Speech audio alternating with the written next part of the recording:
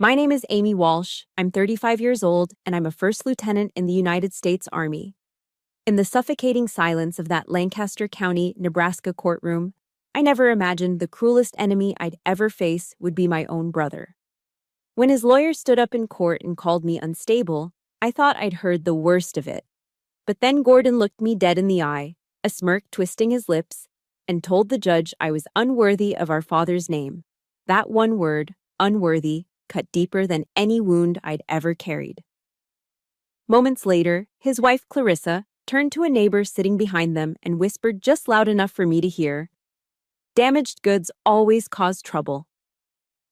And in that moment, I realized my family wasn't just turning their backs on me, they wanted to erase me. But they didn't know one thing.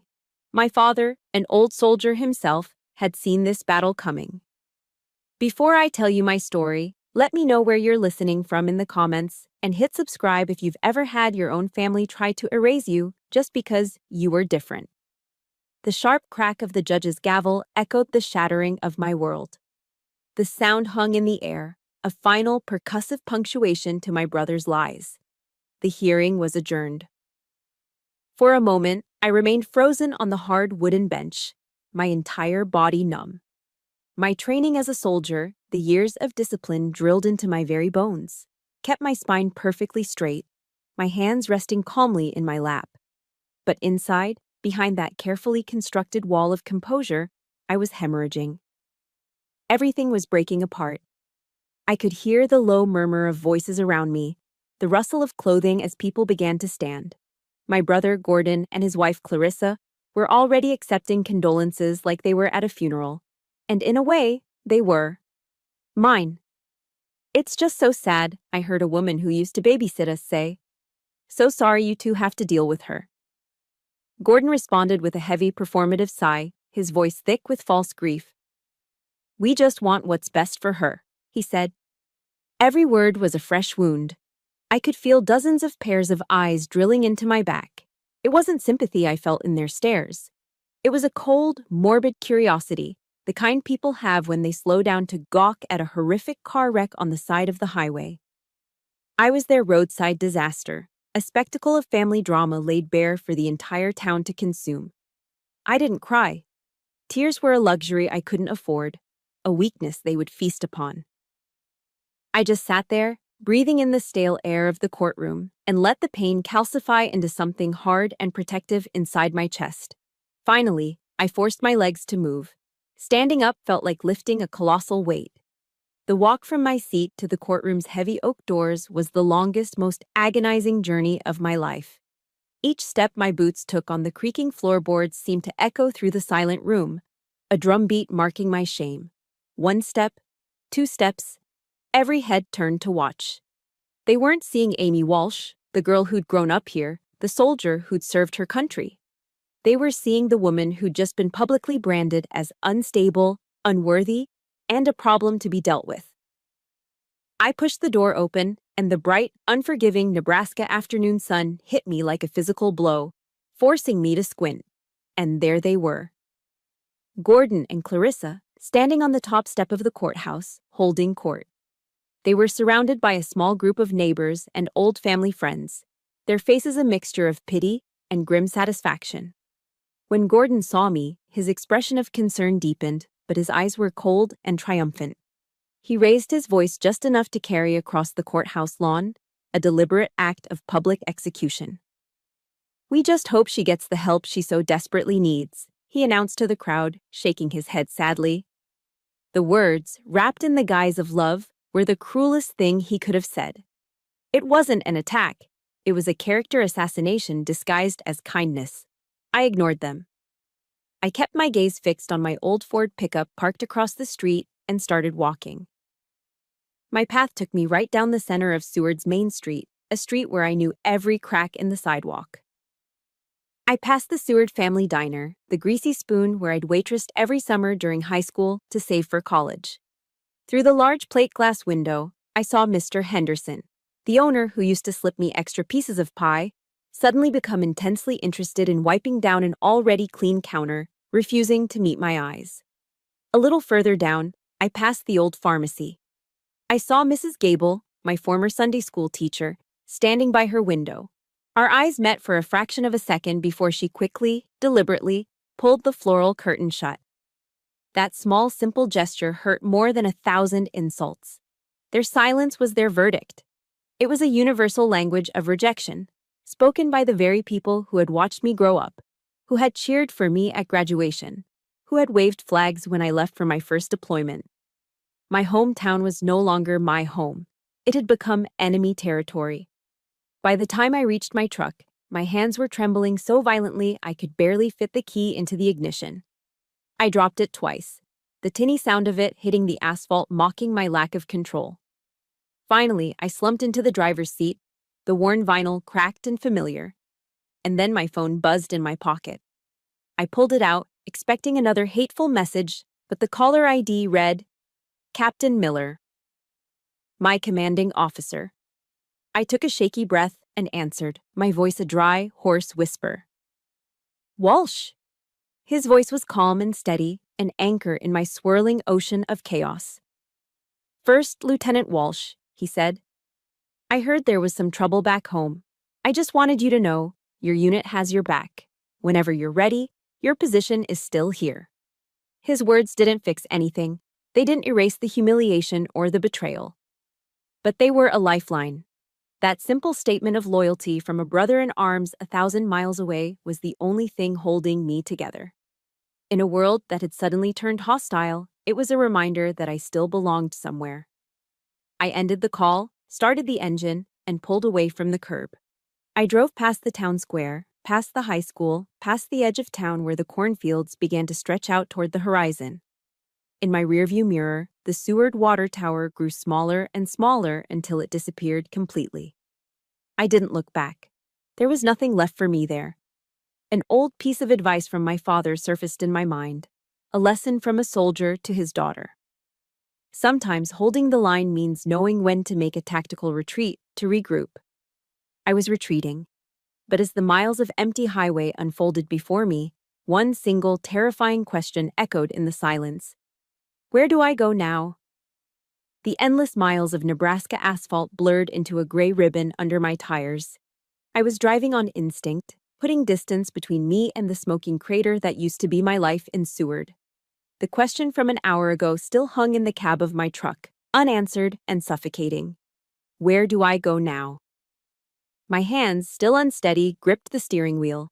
I needed to do something, anything, to feel grounded. My eyes scanned the dashboard, the dusty vents, the radio that hadn't worked in years. I reached over and fumbled with the latch on the glove compartment, pulling it open with a tired squeak. Inside was a chaotic jumble of old registration papers, a half-eaten pack of gum, and a tire pressure gauge. My fingers dug past the clutter, searching for nothing in particular, and then they brushed against something soft and folded. Fabric. I pulled it out.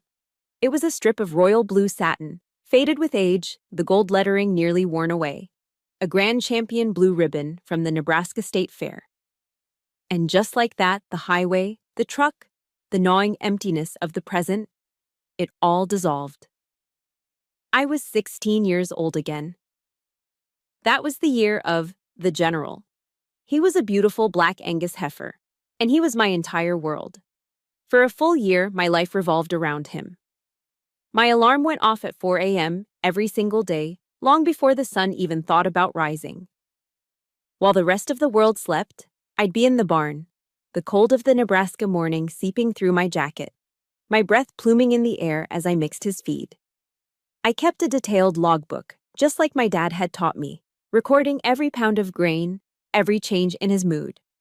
I'd even developed my own special blend of alfalfa hay, a secret recipe passed down from my father, who believed that true champions were built from the ground up, with hard work and attention to detail. I remembered my dad's words as he'd watched me nursing a sick calf back to health one spring. Hard work has its own value, Amy, he'd said, his voice quiet but firm. Even if no one else sees it, you know what you've done. The General wasn't just a 4-H project. He was the physical manifestation of that principle. He was my pride, my proof that I was capable, that I was more than just the quiet second-best child. He was my shot at being seen.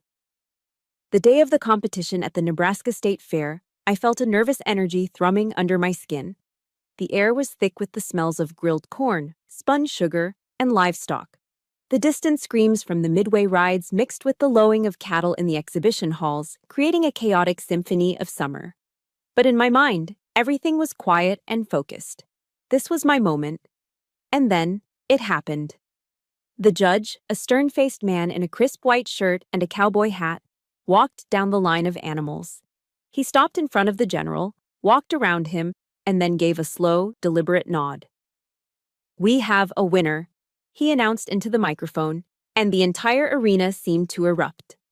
They hung the heavy, magnificent blue ribbon around the general's neck, and I burst into tears, hugging his powerful neck with a joy so pure and overwhelming it felt like my heart would explode.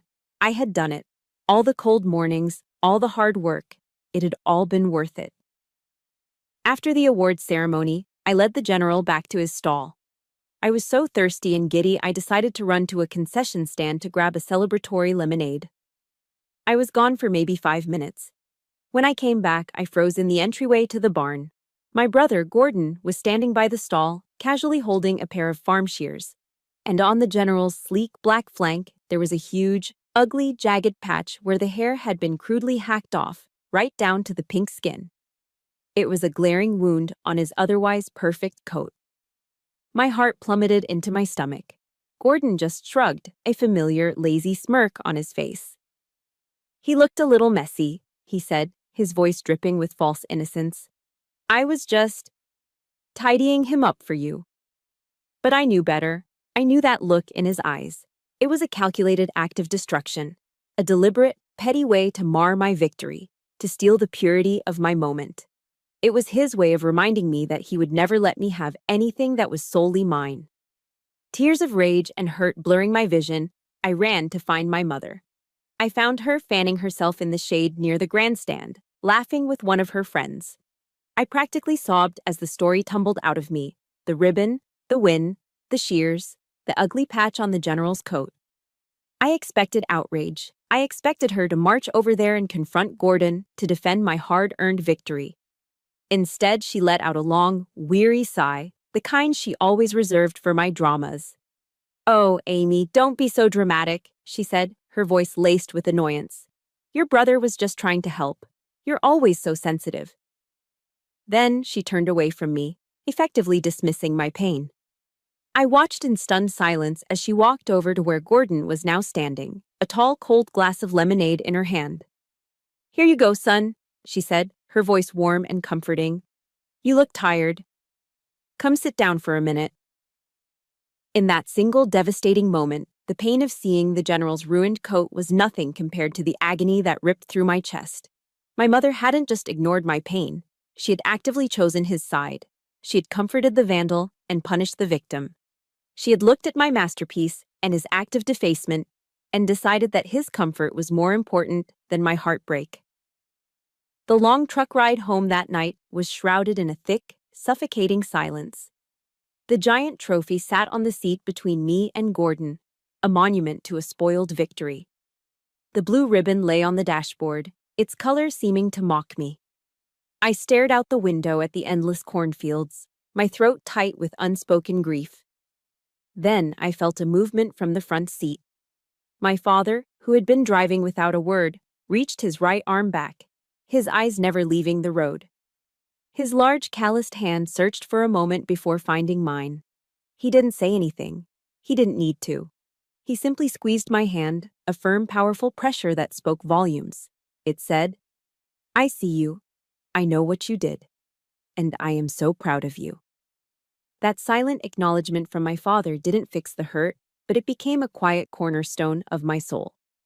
It was a reminder that my worth wasn't determined by the approval of those who chose not to see it.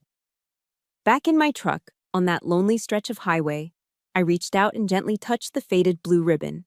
The memory was a fresh wound, a painful map that explained how I'd ended up right here, right now, once again deemed unworthy by the two people who should have been my greatest champions. I ended up in Lincoln. It was only an hour's drive from Seward, but it felt like a different planet. The anonymity of the city was a harsh but necessary medicine. Here, I wasn't Gordon Walsh's unstable sister. I was just another face in the crowd, and that was a kind of freedom. My new life was contained within the four thin walls of a studio apartment on the second floor of a walk-up that always smelled faintly of stale cigarette smoke and the previous tenant's cat. My worldly possessions had been reduced to what could fit in my army-issue duffel bag, a few sets of civilian clothes, and a single framed photograph of my father in his dress uniform. There was no bed, no table, no chairs, just a sleeping bag on the floor and a makeshift desk made from a cardboard box. My new reality was a world away from the command and respect of being a first lieutenant. To pay the rent and keep the lights on, I took a job at an Amazon fulfillment center on the outskirts of the city.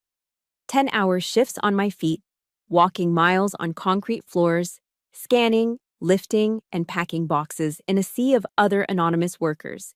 It was humbling, grueling work, and every night I'd come home with an ache so deep in my bones, it felt like it had settled into my soul. Dinner was usually a box of Kraft mac and cheese I'd pick up from the local Hy-Vee, which I ate sitting on the floor, my back against the wall. The silence in that little room was the loudest thing I'd ever heard. It wasn't the peaceful quiet of solitude, it was a vast, crushing emptiness, a constant roaring reminder that I was utterly and completely alone. I was holding the line, just like my father had taught me, but the front was a desolate, lonely place. The weeks blurred into a monotonous cycle of work, eat, sleep. Then, a few weeks before Christmas, something arrived in the mail that broke the routine. It was a crisp, red envelope addressed to me in the familiar, looping cursive of my Aunt Susan, my mother's sister from out of state. It was her annual family Christmas card. For a foolish, hopeful moment, my heart lifted. It was a connection, a small sign that I hadn't been completely cast out. I tore it open with a sense of anticipation I hadn't felt in months. Inside, the photo was glossy and perfect. Gordon, Clarissa, and their two smiling children were posed in front of the Walsh farmhouse, framed by wreaths and festive lights. They looked like the perfect American family, happy and whole. I scanned to the bottom of the card, looking for the handwritten note Aunt Susan always included. But all I found was the pre-printed message in a cheerful, generic font. Merry Christmas from the Walsh family. My name wasn't there. I read it again and again, as if the words might change. The Walsh family. It was a formal declaration. I was no longer a part of that unit. They had literally cropped me out of the picture. The feeling that hit me was sharp and physical, like a fist slamming into my sternum, knocking all the air from my lungs. I sank down onto the floor, the card trembling in my hand, the smiling faces of the family I no longer had staring up at me. A few days later, my phone rang. It was Clarissa. I almost didn't answer, but some morbid curiosity made me press the green button. Her voice was syrupy sweet, a tone I knew meant she wanted something. "Amy, honey, how are you?" she began. "I'm fine, Clarissa," I said, my voice as flat and cold as the tile floor beneath me. "Oh, good," she chirped. "Listen, Mom just wanted me to call and make sure you got the Christmas card. Aunt Susan said she'd sent one your way." The calculated cruelty of it stole my breath. "I got it," I managed to say. "Oh, wonderful. The kids miss you so much, you know," she continued, the lie sliding effortlessly from her tongue. "They keep asking when Aunt Amy is coming home."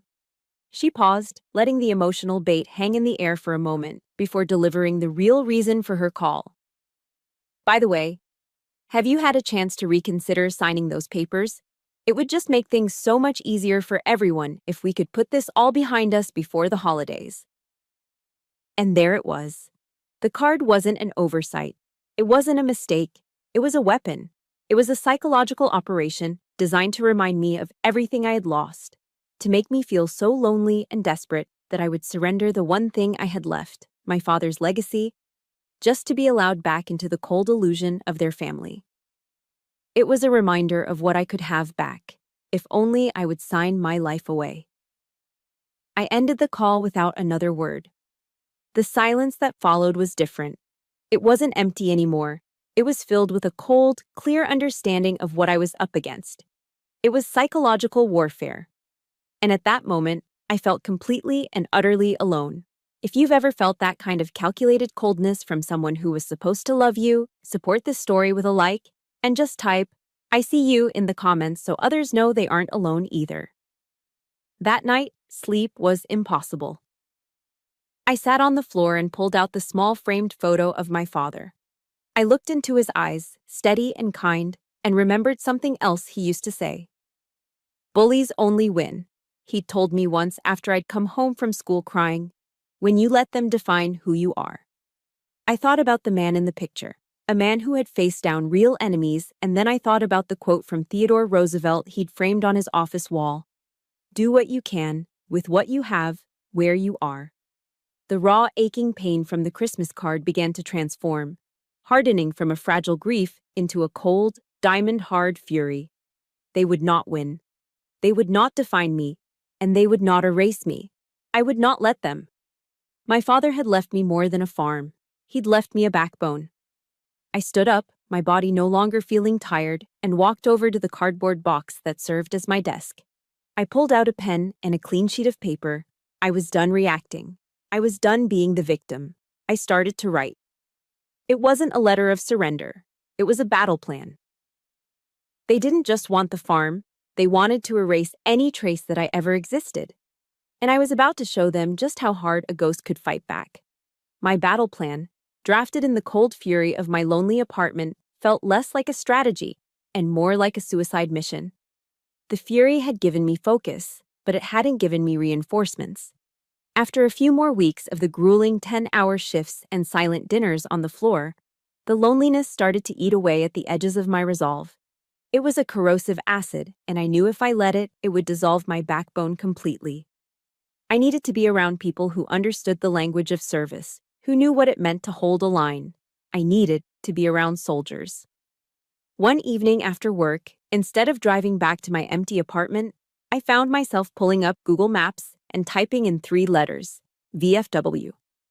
The closest one was Post 131, a squat brick building on the other side of Lincoln. My heart hammered against my ribs as I parked my truck. I almost put the key back in the ignition and drove away. What was I even doing here? Walking into a room full of strangers felt like exposing a raw nerve. But the thought of another night alone in that silent room was worse. I took a deep breath, got out of the truck, and walked toward the door. The moment I pushed it open, a wave of familiar sensations washed over me. It wasn't a smell of luxury or comfort, but of authenticity. The air was thick with the scent of weak, percolated coffee and the faint, malty aroma of stale beer. It smelled like every VFW hall I'd ever been in with my father. The lighting was dim, the wood-paneled walls covered with history. Faded American flags stood proudly in the corners, their edges slightly frayed. Black and white photographs of young men in uniform from forgotten wars stared out from dusty frames, their eyes full of a resolve I recognized. It wasn't fancy, but it was real. A couple of older men, grizzled veterans with worn-out ball caps, were playing a quiet game of cards at a corner table. Another sat alone, engrossed in a newspaper. When I stepped inside, they all looked up. But their gazes were different from the ones I'd endured in Seward. There was no morbid curiosity, no judgment. Just a quiet, appraising look, followed by a slight, almost imperceptible nod of acknowledgement. Here, my military bearing wasn't something to be suspicious of. It was a common language. As I stood there awkwardly, a man detached himself from the bar and walked toward me. He was built like a retired heavyweight, with a full head of silver-white hair and the broad, solid shoulders of a lifelong soldier. His face was a roadmap of wrinkles, but his eyes were sharp and clear. "You look a little lost, Lieutenant," he said, his voice a low, warm rumble. The word, Lieutenant, hit me with surprising force. He hadn't seen a broken woman. He'd seen a rank, an identity I was proud of. He stuck out a hand that felt like a leather work glove. "They call me Sarge," he said. "Sarge Henderson, Marine Corps, Vietnam." I shook his hand. "Amy Walsh, Army." I was still on high alert, my internal defenses raised. But as I looked into his eyes, I saw something that disarmed me, an unspoken understanding. He didn't ask what I was doing there, or why I looked like I was carrying the weight of the world. He didn't pry or push. He just saw me. He took in my worn-out work clothes, the exhaustion etched onto my face, and asked the simplest, kindest question I had heard in months. "Have you eaten dinner?" I think I just shook my head, unable to speak past the lump forming in my throat. "Well, that won't do," he said decisively. "Come on. My wife Maria always makes too much. Let's go." Before I could protest, he was leading me out the door and to his old pickup truck. We drove to a small, tidy house in a quiet suburban neighborhood. The moment we walked in, I was enveloped by the warm, incredible smell of roasting beef and spices. A woman with a kind face, warm brown eyes, and a welcoming smile came out of the kitchen, wiping her hands on her apron. This was Maria. She looked from Sarge to me, and her smile widened. She didn't ask who I was or why I was there. She just opened her arms and gave me a hug, as if I were one of her own children coming home. "Welcome, mija," she said softly. "You are just in time." Maria didn't pepper me with questions. She just sat me down at her small kitchen table and placed a heavy ceramic plate in front of me. It was piled high with steaming beef stew, rich with carrots and potatoes, next to a piece of golden, homemade cornbread, butter already melting into its surface. It was the first real meal, the first home-cooked food I'd had in months. As I took the first bite, the warmth of the stew spread through me, chasing away a chill I didn't even realize I had. It was more than just food, it was nourishment for a starving soul. The simple, unconditional kindness of these two strangers began to melt at the thick ice that had formed around my heart.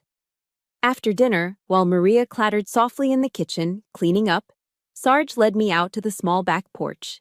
He handed me a steaming mug of black coffee, and we sat in comfortable silence for a while, listening to the sound of crickets in the cooling night air.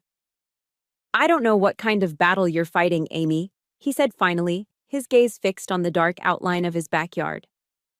"But I know this. No soldier fights alone. The family you're born into, you don't get to choose them. But the family you serve with, the one you fight alongside, the one you choose to stand with, that's the one that matters. That's your real squad." His words didn't offer a solution, but they opened a door in my mind. The isolation I felt wasn't a life sentence. It was a tactical problem. I wasn't alone. I was just a soldier who had been separated from her unit on a new and unfamiliar battlefield. My mission now was to find my squad. As I looked up, I noticed a small brass plaque on the wall of the porch. It was a quote from an old general, George S. Patton. "Success is not measured by what you accomplish," it read, "but by the opposition you have encountered and the courage with which you have maintained the struggle against overwhelming odds." For the first time in a long time, I felt a flicker of hope. I wasn't just surviving anymore, I was fighting. For the first time in months, I walked up the stairs to my apartment with a feeling that wasn't dread. The warmth from Sarge and Maria's kitchen seemed to linger with me, a protective shield against the loneliness that usually greeted me at the door. I had a squad, or at least the beginnings of one. I had a battle plan. I had hope. I unlocked my door, stepped inside, and was about to flick on the light when I was stopped by a sharp rap on the door I'd just closed. My heart leaped into my throat. I wasn't expecting anyone. I peered through the peephole, and the fragile warmth inside me instantly turned to ice. It was Gordon and Clarissa. They were standing in the dim hallway, beaming, a large wicker basket laden with goodies held between them. My entire body went rigid. This was my safe space, my bunker, and the enemy was at the gate.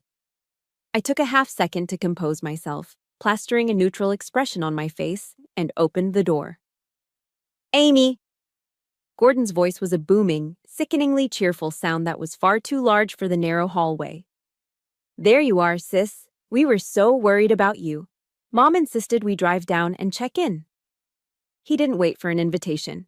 He and Clarissa swept past me into my tiny apartment, bringing with them the scent of Clarissa's expensive perfume and the overwhelmingly sweet smell of fresh pastries from the basket. It was a full-scale invasion. Clarissa's eyes did a slow, deliberate sweep of my studio, taking in the sleeping bag on the floor and the cardboard box I used as a table. A look of perfectly crafted pity crossed her face. "Oh, Amy," she said, her voice dripping with false sympathy. "You're living here? It's so cozy." The word cozy was a dagger wrapped in velvet. The basket was placed on my floor, the only available surface. I recognized the logo on the wax paper wrapping instantly. The Rabbit Hole Bakery, our favorite spot in Seward. It was a calculated move, a Trojan horse filled with nostalgia, designed to remind me of a home they were now dangling in front of me like a prize. They settled onto my sleeping bag as if it were a sofa, forcing me to stand. The interrogation began, masked as concern. Gordon started the performance, his face a mask of regret. He talked about misunderstandings and the pressure he'd been under. He claimed he had overreacted in court, that he'd only ever wanted to protect me. It was a masterful, blame-shifting monologue that painted him as the burdened older brother, forced to make a difficult choice for my own good. Then Clarissa tagged in. She reached out and took my hand. Her skin was soft, her touch gentle, but it felt like a trap. "We're family, Amy," she said, her eyes welling up with crocodile tears. "And families fight sometimes, but they're still family at the end of the day. Mom misses you so much. And Dad?" She let her voice break, a theatrical pause for effect. "If Dad were still here, this would break his heart. He wouldn't want to see us like this." They were using my parents as weapons, twisting my love for them into a tool for my own surrender. I felt the carefully constructed walls around my heart begin to tremble. A small, exhausted part of me, the part that was so tired of fighting, so tired of being alone, wanted to believe them. Maybe it was all a misunderstanding. Maybe I was being too sensitive. The thought was a seductive poison. I remembered a lesson from a psychological warfare training I'd attended at Fort Huachuca. The instructor had said, "Your enemy will always attack what they perceive to be your weakest point, your hope and your compassion. Turn them into your armor. Don't let them become your burden." Just as I felt myself starting to sway, Gordon delivered what he thought was the final, decisive blow. He leaned forward, his voice dropping to a conspiratorial, man-to-man tone. "Listen," he said. "I've been talking to the lawyer. There's a way we can make all of this go away, nice and clean. You just have to sign a small agreement, a settlement. I'll make sure you're taken care of. We'll set you up with a monthly allowance, a generous one. You won't have to work in that warehouse anymore." He gestured vaguely, as if the place were contaminated. "You can have a peaceful life." Clarissa squeezed my hand. "And you can come home," she added, her voice a soft, tempting whisper. "You can be part of the family again." The offer hung in the air, shimmering like a mirage in the desert. A life without the bone-deep ache from my job. A life without the crushing loneliness. A life without this fight. It was everything the exhausted part of me craved. It was an easy way out. My resolve wavered. I was so tired. Maybe it was worth it just to make it all stop. I almost said yes. I almost surrendered. But then, I saw it. It was a fleeting, almost imperceptible thing. As Gordon finished his sales pitch, his eyes flicked toward Clarissa for a fraction of a second. It was a look of shared, smug triumph. A look that said, "We've got her." And in that instant, the fog of their manipulation vanished. My vision became crystal clear. This wasn't an act of kindness. This was a closing tactic in a negotiation. They weren't offering me a home. They were offering me a gilded cage. They didn't want their sister back. They wanted my signature on a legal document that would make me disappear quietly and permanently. The memory of Sarge's back porch, the taste of Maria's beef stew, the feeling of genuine, unconditional kindness. It all came rushing back. A powerful antidote to the poison they were trying to feed me. I knew the difference between real family and a performance. And this was a 3-act tragedy of lies. I pulled my hand from Clarissa's grasp. I took a deep, steadying breath, letting it fill my lungs with the stale air of my own independent life. The silence stretched, thick with their anticipation. I looked my brother dead in the eye. "No," I said. The word was quiet, but it landed in the small room with the force of a grenade. It was calm, definitive, and absolute. My answer is no. My quiet two-letter word of defiance shattered the fragile peace talks in my apartment. Gordon's face, which had been a mask of concerned brotherly love, collapsed into something ugly and real. The warmth vanished from his eyes, replaced by a familiar, cold fury. Clarissa gasped theatrically, as if I'd just slapped her. They left without another word. The rabbit hole bakery basket abandoned on my floor like an unexploded bomb. For a few days, an unnerving silence followed. I knew it was the calm before the storm. Gordon was not a man who took no for an answer. The storm broke on a Tuesday evening under the harsh, buzzing fluorescent lights of a Walmart supercenter parking lot. I had just finished a grueling shift at the warehouse and was on my way home, making a quick stop for groceries.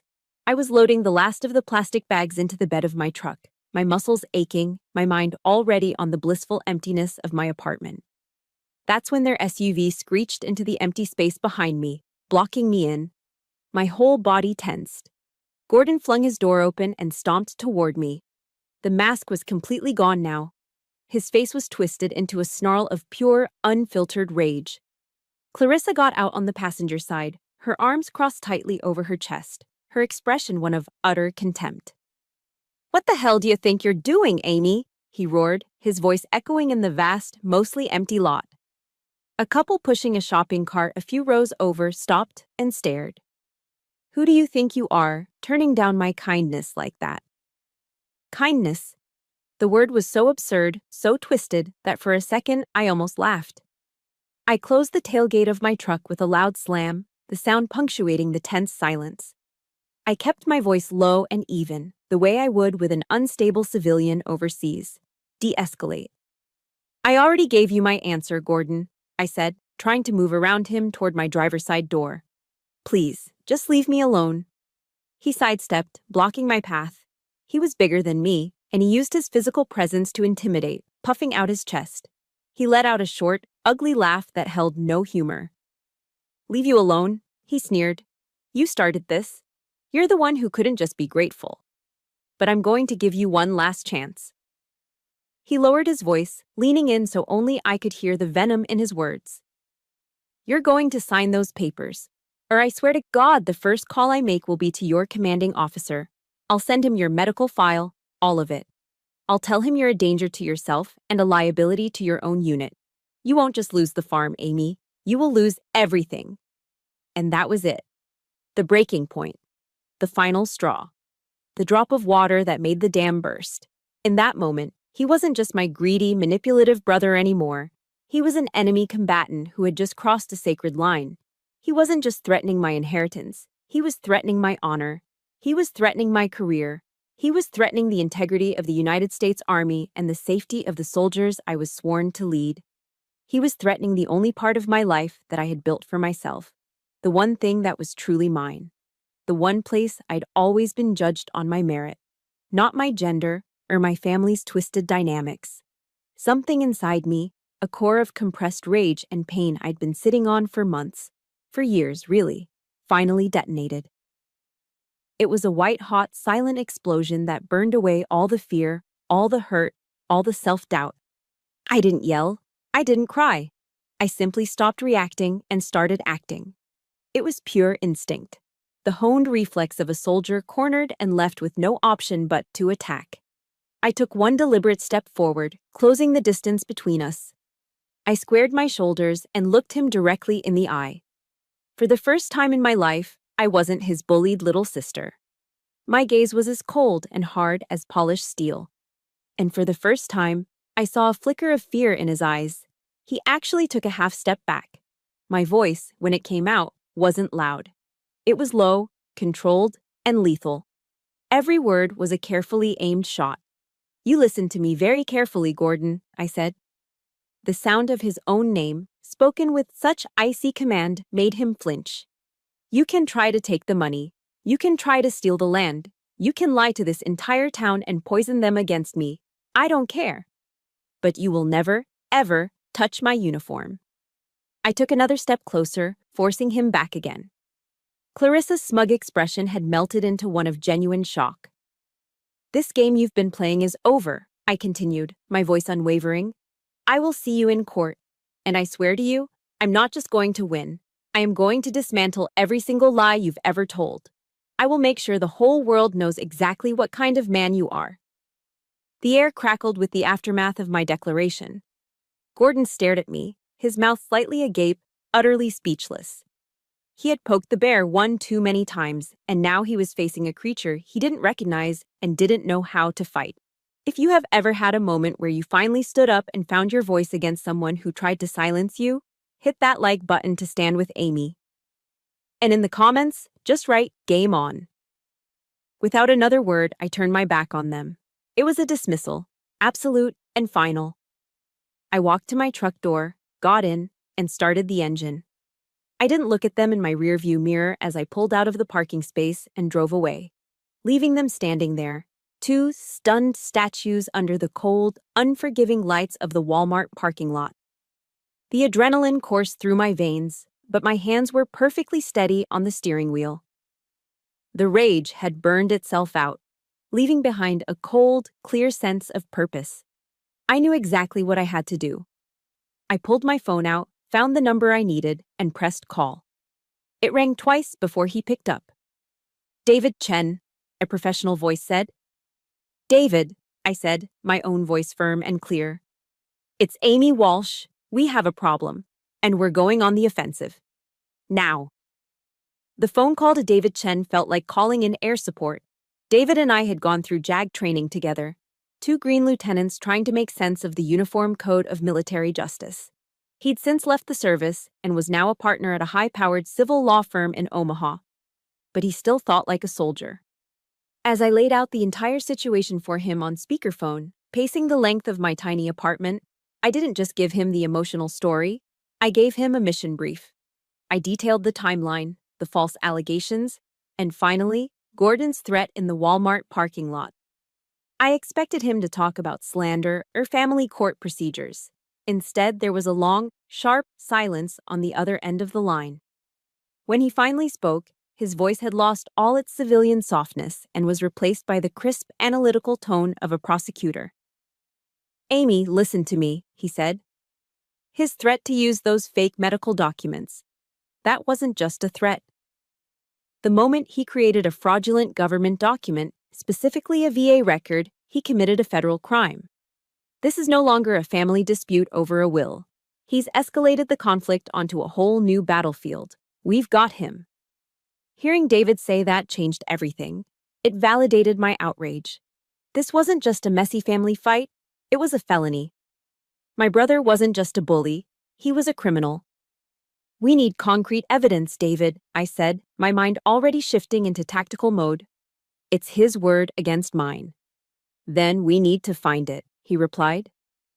After we hung up, I started doing what the Army had trained me to do: intelligence preparation of the battlefield. I analyzed my adversary. Gordon's strengths were his ruthlessness and his ability to manipulate people. His weakness was his arrogance. He believed he was smarter than everyone else, especially me. But as I mapped out my strategy, a memory surfaced, a ghost of a conversation with my father a few years ago, back when his mind was still sharp. We were sitting on the porch, and he was talking about a neighbor's dispute. "When the fox is in the henhouse, Amy," he'd said, looking out at the fields, "you look in the book about Gettysburg." It was a code. It had to be. My father was a huge Civil War buff, and his office was lined with books, but his definitive multi-volume set on the Battle of Gettysburg was his pride and joy. I knew what I had to do. That night, under the cover of a cold, clear Nebraska sky, I drove my truck back towards Seward. I didn't go into town. Instead, I parked on a gravel service road a mile from the farm, the same way we used to do as kids when we'd sneak out. I pulled on a dark hoodie and set off on foot, the harvested corn stalks crunching under my boots, the pale moonlight casting long, skeletal shadows across the fields. My heart was pounding, a frantic drumbeat in my chest. It was a strange and bitter feeling, moving like an intruder across the land that was supposed to be mine. The farmhouse was dark. I crept around to the back of the house, to the window of my old bedroom. It always had a loose latch. With a soft groan of protesting wood, it slid open, and I slipped inside. The house felt alien. Clarissa's touch was everywhere. New curtains, generic decorative pillows on my old window seat, the faint, cloying scent of potpourri.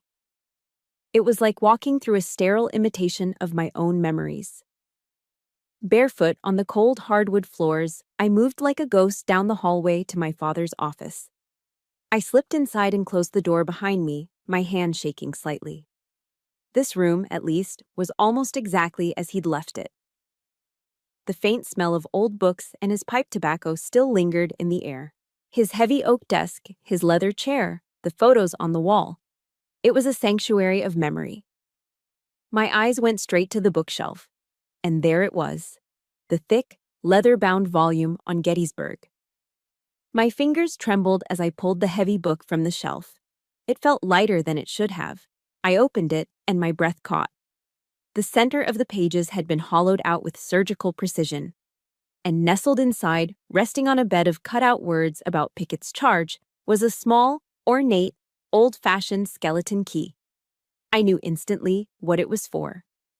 My dad had always talked about the one loose floorboard under his desk, the one that always creaked. I knelt, ran my fingers along the seams of the old oak planks, and found it. Using the tip of a letter opener, I pried it up. And there, in the dark space beneath, was a gray metal lockbox. The old key fit perfectly.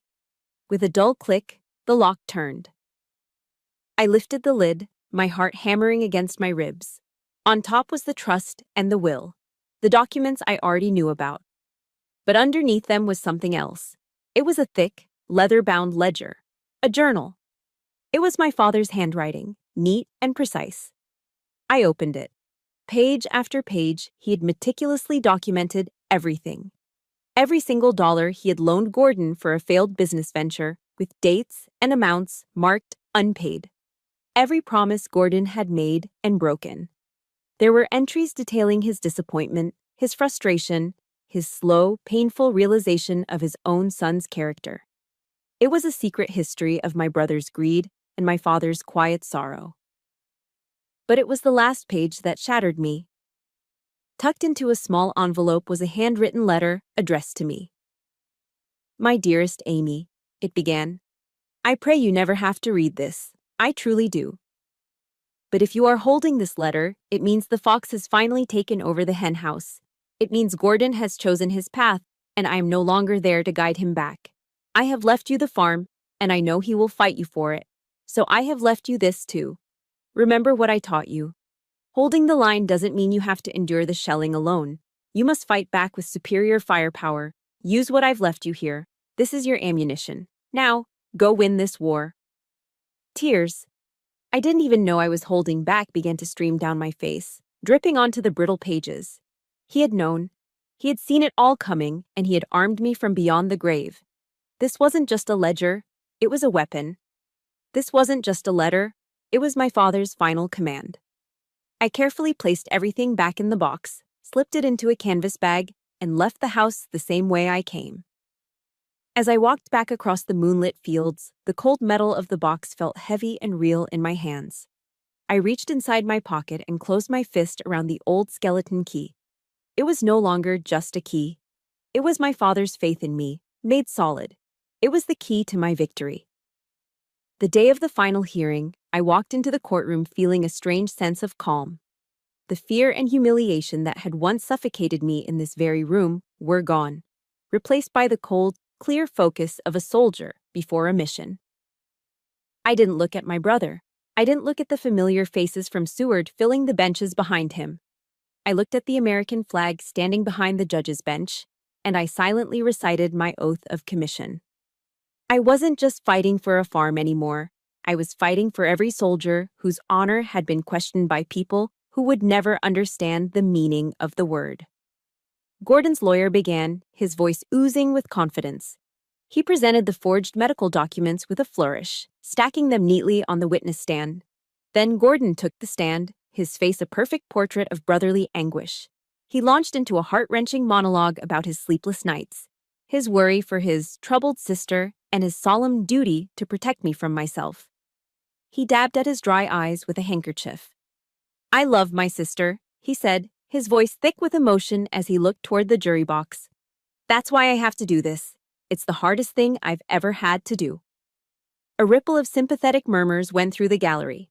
Behind him, Clarissa played her part perfectly, dabbing at her own eyes with a silk handkerchief. They were putting on an award-winning performance, and the entire room was captivated. Then, it was our turn. My lawyer, David Chen, stood up. He didn't argue. He didn't object. He simply walked to the podium with a calm, almost serene confidence. "Your Honor," he said, "we have no questions for Mr. Walsh at this time. The defense calls its first witness, Mr. Marcus Thorne." A man in a crisp dark suit walked to the stand. He carried an air of no-nonsense authority. He was sworn in, and David began. "Mr. Thorne, could you please state your occupation for the court?" "I am a senior investigator for the Department of Veterans Affairs, Office of the Inspector General." A subtle shift occurred in the room. This wasn't a hired expert. This was a federal agent. David had him authenticate Gordon's submitted documents, which were projected onto a large screen for everyone to see. Mr. Thorne, in a dry, clinical monotone, began the systematic execution of my brother's lies. "The form used here, VA Form 1010EE, he began, pointing to the screen, "is a version that was discontinued 5 years ago." Gordon's face tightened. "The signature of the attending physician, Dr. Alastair Finch," Thorne continued, his voice unwavering, "is a forgery. We contacted Dr. Finch, who is retired in Arizona. He confirmed he has not practiced medicine in 7 years and has never had First Lieutenant Walsh as a patient." A gasp rippled through the gallery. Gordon's face began to lose its color. "And finally," Thorne said, delivering the final blow, "the official seal from the Omaha VA Medical Center is counterfeit. The authentic seal has a microscopic flaw in the letter H of health. This counterfeit seal is perfect. It's a common mistake made by amateurs." Each statement was a nail being hammered into the coffin of Gordon's credibility. The room was silent, the air thick with tension. Gordon was visibly sweating now, his smug confidence replaced by a dawning panic. But David wasn't finished. He let Mr. Thorne step down and then turned to the judge. "Your Honor," he said, his voice resonating with a new power, "the opposition has spent this entire hearing attempting to paint a picture of my client, First Lieutenant Walsh, as a soldier broken by war. We would now like to present the court with a different picture." An aide dimmed the lights. A grainy, chaotic image flickered to life on the projection screen. It was a photo from Afghanistan, taken in the middle of an ambush. A Humvee was on fire, black smoke pouring from its engine, and in the center of the frame, a young soldier, me, was dragging a wounded civilian man away from the burning vehicle, shielding him with my own body as dust and debris kicked up from enemy fire around us.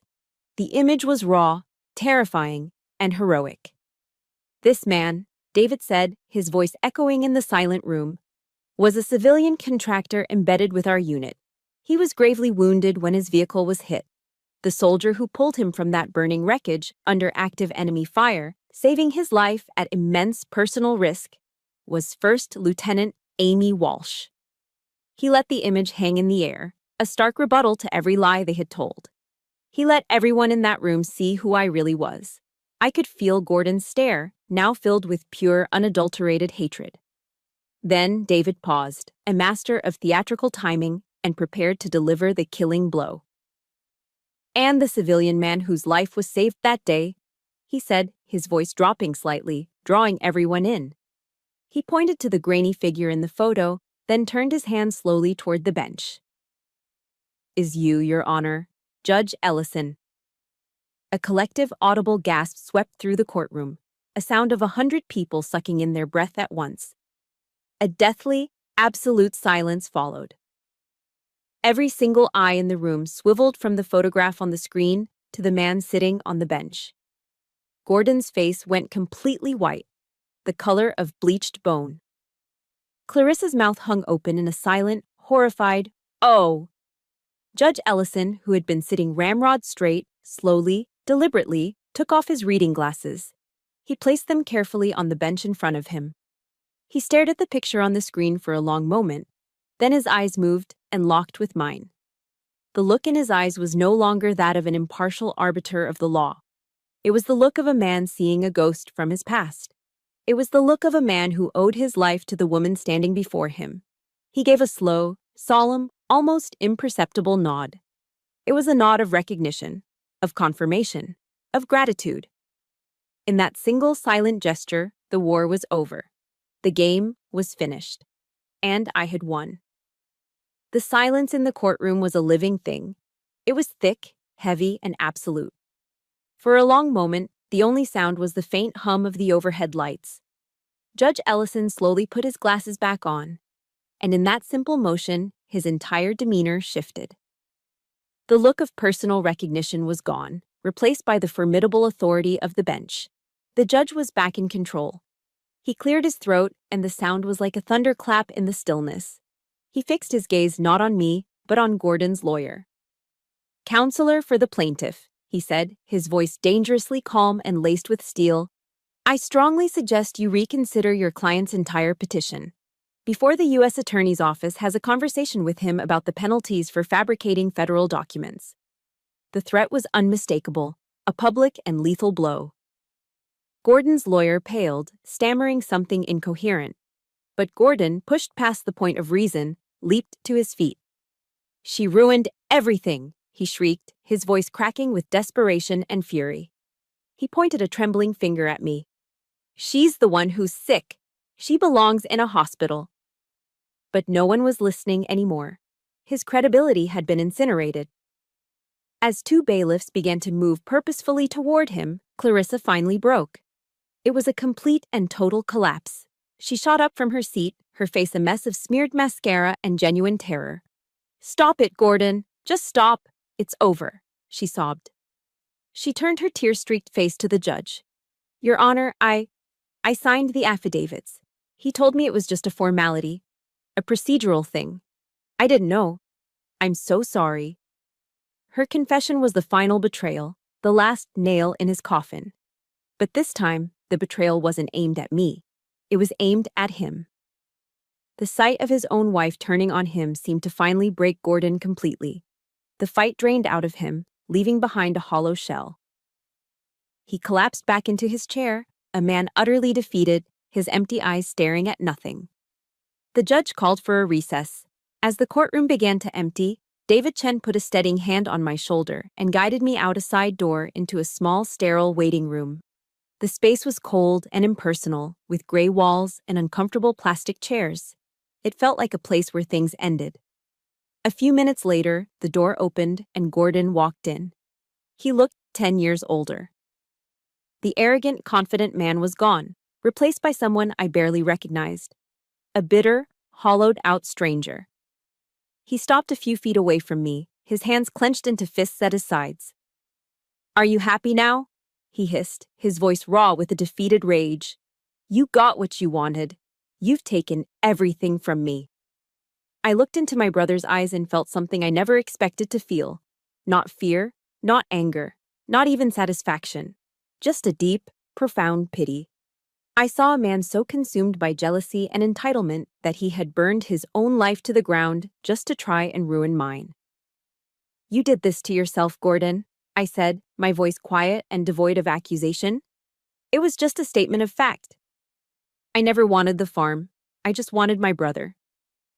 A flicker of something, pain, shame, crossed his face before being replaced by his familiar sneer.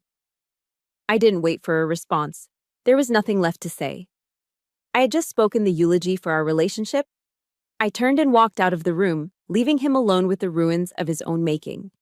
In the hallway, Clarissa intercepted me, her face puffy and desperate. She grabbed my arm. "Amy, please," she begged. "Think about the children. What about my kids?" This was her last, desperate move, using her children as human shields. I stopped and looked at her, at this woman who had sat silently by, who had whispered insults about me, who had been a willing accomplice right up until the moment she saw the ship sinking. And I felt Nothing. The well of emotion had run dry. I am sorry for your children, Clarissa. I truly am, I said, and I meant it. They were the innocent casualties in a war they didn't start. But from this moment forward, I am no longer his sister, and I am no longer their aunt. I gently removed her hand from my arm. I'm just a stranger who happens to share the Walsh name. Good luck to you. I walked away without looking back. Each step I took down that long marble hallway felt lighter than the one before. It was the feeling of a massive, crushing weight being lifted from my shoulders, a burden I'd carried my entire life. My mother used to read the Bible to us, back before her grief had hardened her. A verse came back to me now, from the book of John. Then you will know the truth, and the truth will set you free. I had found the truth, and I was free. But I realized now that freedom wasn't a joyful explosion. It was a quiet, sober, and deeply painful amputation. I had just willingly cut off a part of myself to save the rest. Later that afternoon, I met David at his temporary office in Lincoln. The case was effectively over. Gordon, facing federal charges, had dropped the suit.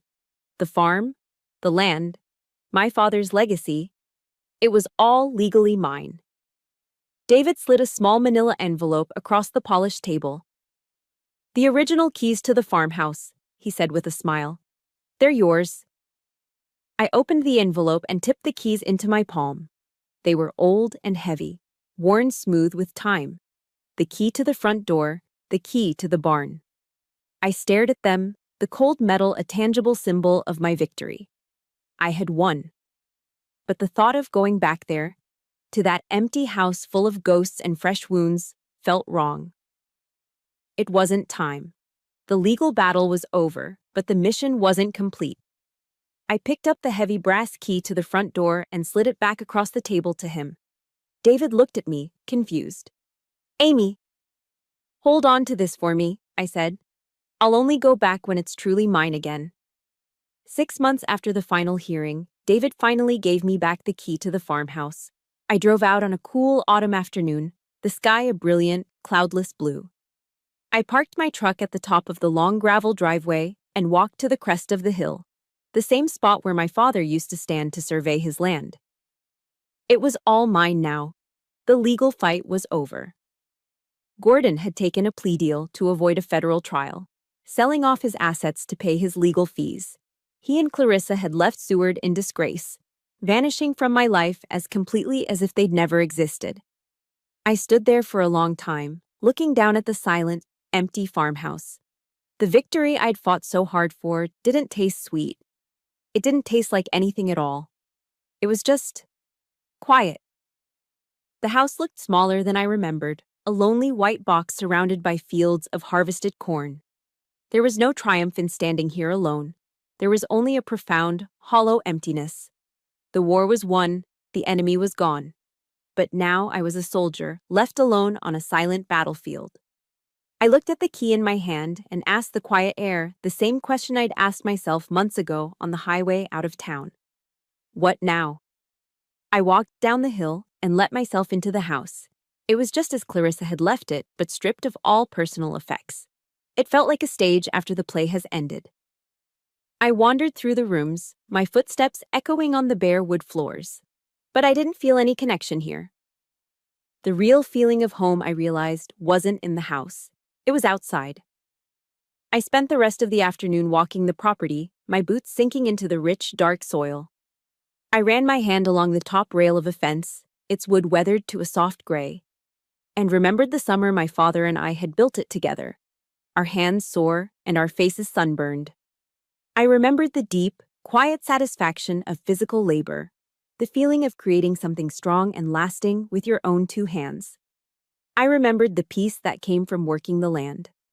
As the sun began to set, casting long golden rays across the fields, I thought of Sarge Henderson and his simple, life-altering question.